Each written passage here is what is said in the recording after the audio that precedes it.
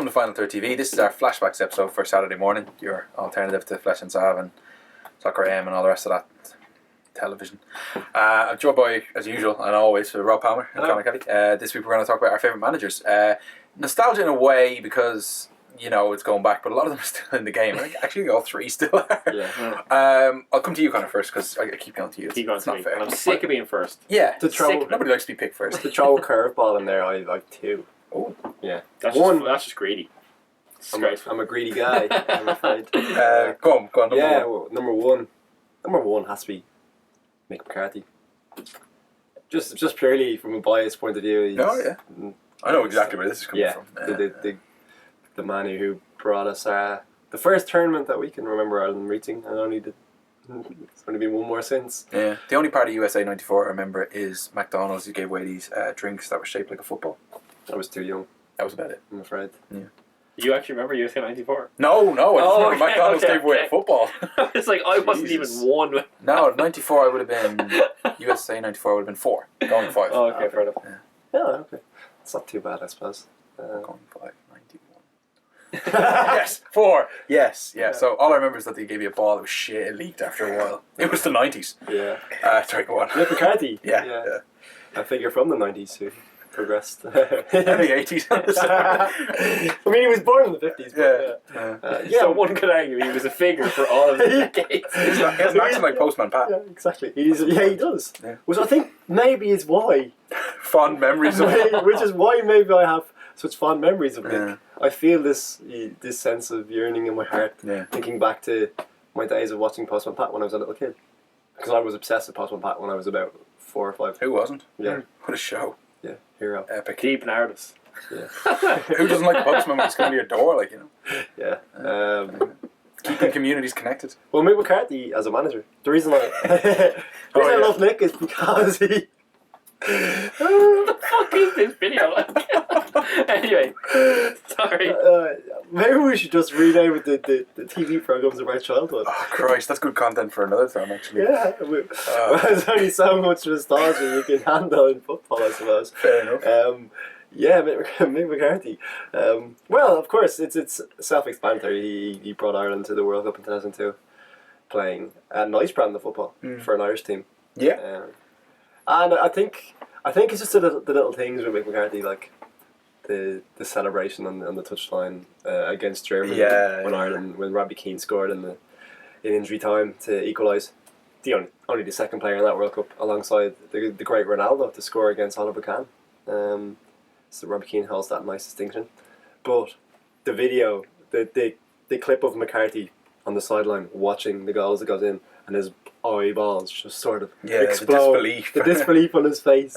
And those I think he's toned down his he's toned down his sideline garb. I think he wears a suit now.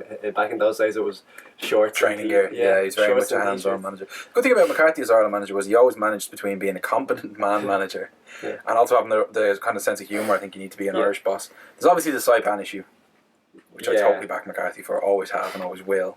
Yeah, I think never seen Keane side of that argument, to be honest. But true. Well, I mean, from an FAI point of view, yes. Yeah. But from leaving your country on the cusp of a World Cup, no. Yeah. There's no forgiving that, as far as I'm concerned. I think, as again, you bring up McCarthy's humour, and this is one of my favourite YouTube videos. I think it's actually from Soccer AM, which is so ironic. But they do this crossbar challenge, and what was the big George Alacobi. Thanks, Adam. George Alacobi, a rather muscular figure in the Wolverhampton Wanderers back four. He was a heavyweight boxer. An absolute machine of a man. Stepped up with his top off, of course, because he's a vain footballer. He's a heavyweight footballer. And he has, exactly. I would say vain, but still. He walks up to the camera and introduces himself as they do with the crossbar challenge. You have to introduce yourself as you run up, and in the background you just hear the thick accent, Brandsy accent, shouting, "That's Mick McCarthy's body double." I just think, man, he's brilliant. Yeah, really and even his press conferences are fun. The other one I won't go into too much, but it's sort of an irrational thing. Kevin Keegan, I like his that. team's always played superb football. Like, it was bonkers football. It in the end, it wasn't winning Got football. Fulham out of the third division. Yeah. You go. That's that story. Yeah. No, Kevin Keegan's fun. That's a really, really good show. I think he got City out of the championship with a record points total. He did, yeah. The only Still is a blot on his total. managerial record is England, really. Well, I suppose it says second spell at Newcastle wasn't so great. Brought back by popular consensus from the Geordies and Mike Ashley. The whole returning Messiah thing never really works out, does it, for anybody? No. Except for Jesus, obviously. That's gone well for him, you'd have to say, over the millennium. Yeah, I mean, like, he's got released a book there, 2,000 years ago now. Yeah. So it sells pretty well. It's You'd have to selling, think a comeback tour would do well. Yeah, like, I mean, there's been no sequel. No. Which is always disappointing. But Like, there will be. I want to know what happens in, after the book. Well, I mean, they're releasing To Kill a Mockingbird too, apparently. So anything's Yeah. possible. Anything is possible. Maybe somebody should, ghostwrite. You know the way they do these James Bond books? If they wanted to be killed, That are maybe. written after Ian Fleming. After Ian Fleming died, like, I don't know, 30 or 40 years ago. You're writing a new one. They've written new James Bond books with authors basically trying to reenact what I he don't would think do. they're actually James Bond books, though. No. I think they're like... 007 books. Is that? Yeah, it's like they're sort of in the... I've always hated 007. I I don't love like it at all. Absolutely love it. I have every single DVD. Don't like every movies single that DVD. follow a cut set pattern. Like Yeah. a spy who introduces himself as who he is to the villain before anything has happened. It doesn't make any sense. It's I one of know those- it doesn't make yeah. any sense, but I just love it. Exactly, it's one of those things great.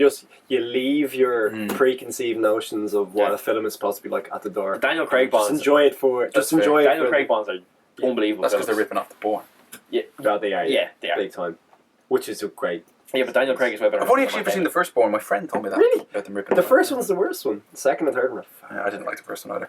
We Yeah. should speed it up. Palmer, who's your favourite manager? And now that I've stopped laughing, it was Nigel Atkins. Oh, yeah. Of like pretty much when the Liebers came in after took over Southampton, when we basically went bankrupt and saved us pretty much. Nigel Atkins was the first manager who came in and was like, who actually like there was Strachan, who got like, he done all right in League One, I guess. I'm proud And then he was a thing. yeah, and Nigel Atkins came in. The Pardew times wasn't a happy time, to be honest. Like it Johnson wasn't. Plain Trophy, no? Did he not win that? He did, yeah, but like Trophy winning manager. it was, yeah, but I don't No. look back on that with any sort of fondness. I'm not Pardiola. his biggest fan. Like, Pardiola looks back on it with. yeah, with Pardiola. fondness. Well, to be fair, the Johnson Plain Trophy is a quality trophy to win. When Well, no Premier League side has won in years. no, Jesus. I think what you're saying that no Premier League side's ever won actually. Ever. Yeah, you see, we're the only Premier League side. Exactly. who's won There you one. go. But Pardiola's won 2 trophies in his career because he's basically won a trophy for keeping Sports Direct's business afloat. Yes. So Atkins. Yeah. yes, Anyway, Atkins. Yeah. The reason why I love him so much is because basically he laid the foundations. I know he fucking got us into the Premier League at the end of the day, and I was apoplectically cross when he was sacked. Like I was going nuts when it happened. I was like, "What? What are they sacking him for?" Were you on the podcast when he was sacked, or was it just No, after I think you it joined? was just after I joined. I I think. think I remember Pochettino being like relatively new and you weren't.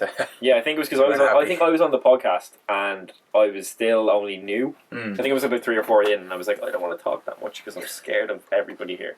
And anyway, but yeah, it was like how much has changed. But remained in fear. Yeah, but what was it then? Yeah, no, he got us into the Premier League. When he got sacked, I was going nuts, and I was like, why the fuck did they sack him? He got us into the Premier League, and he was doing good football, and like there was nothing that I could see, but they hired Poch and.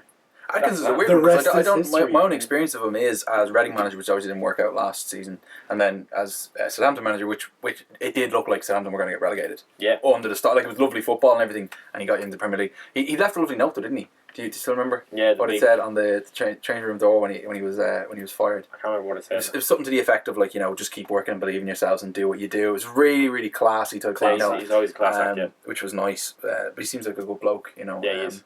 With nice attacking philosophy as well, has to be said. My favourite manager is going to be pretty obvious. There's a recurring Martin Yeo. theme. Oh yeah, everybody's favourite ball Kit Dutchman. Simons? It's obviously Roy Hudson. Probably What's he ever done? the greatest Englishman? No. No. Sir Ralph Ramsey. Just he just changed the damage that Laurie Sanchez had done, which isn't really measurable. You can measure earthquakes, but you can't measure Laurie Sanchez as your manager. Laurie Sanchez I'd imagine, I'm not a Fulham fan, so I wouldn't know, would be same amount of damage he done would be akin to the Fukushima nuclear disaster in Japan. It's like giving somebody money and he signs David Healy. Yeah. Okay, yeah, that's pretty bad. All right. Northern Ireland's top goal scorer of all time. Yeah. Good player for Northern Ireland, Yeah. just no. Shit for Fulham. Dog shit, so bad. But yeah, no, basically newly relegated, Hodgson comes in, saves the club. That's big enough. It's called the Great Escape, huge things. Surviving the last day of the season, because Portsmouth were in an FA Cup final and playing to the second string. There you go, this is how it works. But then to top was in that. charge of Portsmouth, was it? Yeah. He was. Yes, Definitely yeah, won the FA Cup final. Yeah, wasn't Fergie went mad about it at the time. Of course it is, yeah. Well, you know, he's the moral voice of football. Socialist. And corporations, apparently, according to the new book. he? Yeah. But yeah, so Hodgson then backs it up. Successive top half finishes, European Cup final, FA Cup quarter final. It was just steady progression with really limited players, which is kind of his thing. Because when he goes to bigger clubs, it doesn't work. Didn't work at Inter. It didn't work at Liverpool. So it's not. On a side note, even venture capitalists can feel the weight of the FA Cup. Yeah. That's exactly it. and You have to not prepare a having certain way if you want to be a venture capitalist. It's all about morals. Yeah. But yeah, no, that was huge. And I think when he went to West Brom, he proved that it wasn't just a once-off as well. His career in general has been like that, but just in England with West Brom, he's proven. And even at England, I think he's doing great things with England. Yeah. I think it's on a limited scale, but England are on a limited scale, in my opinion, in international football. They've a name, but they don't quite match it with the personnel they have. But I think he's done a really good job. To follow on that point about Hodgson, remember how he was slated after the World Cup for disgracing the nation for not making it out of the group? In hindsight, that could be a very, very positive tournament for England, because he introduced new players into the team who are now doing very well for England. Obviously, the proof in the pudding, all that sort of stuff, will be at the Euros in France. But like the signs are positive, because he did introduce some players and give them like tournament experience, like Sterling. He's cleared out the old guard as well, exactly. hasn't he? Who probably would have lingered under a more results-oriented manager. But like, it's never going to be exciting.